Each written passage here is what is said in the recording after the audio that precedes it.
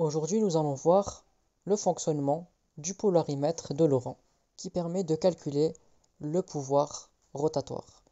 Donc la première chose, c'est d'appuyer sur ce bouton-là pour allumer la lampe. Et ensuite, il faut la laisser chauffer. Donc là, elle est pas mal chauffée. Donc là, si je l'allume, je la rééteins. Si je l'éteins, je la rallume plutôt. On voit bien qu'elle est rouge, enfin orange-rouge, vous voyez, couleur feu. Donc c'est-à-dire qu'elle est bien chauffée. Si elle est de couleur violet, bleu, c'est qu'elle n'est pas encore chauffée. Donc première chose, on laisse chauffer.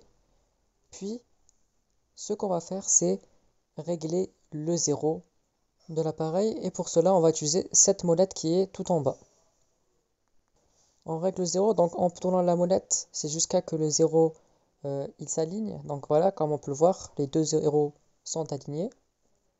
Une fois qu'on a fait ça, on peut cette fois-ci introduire notre solution.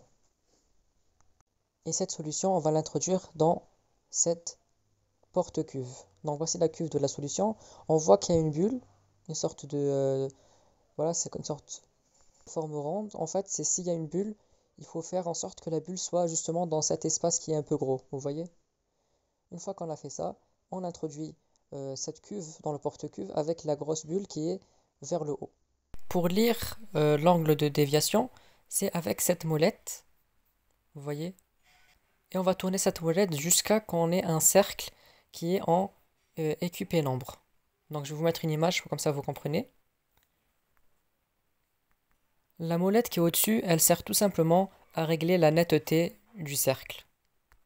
Une fois qu'on est prêt à lire la mesure, comment on fait? En fait, vous voyez qu'à gauche, il y a une partie qui est mobile, à droite, il y a une partie qui est fixe. La partie qui est à gauche, elle est à la dégraduation tous les degrés. Celle qui est à droite, c'est tous les 1/10 de degré. Comment fait-on pour lire la mesure? En fait, il faut voir le zéro de droite, de la partie fixe, à quelle graduation il est par rapport à celle de gauche. Donc dans cet exemple, on voit qu'il est entre la 12e et la 13e graduation. Donc on va prendre celle qui est en haut, donc celle de 12. Ça va être la partie entière.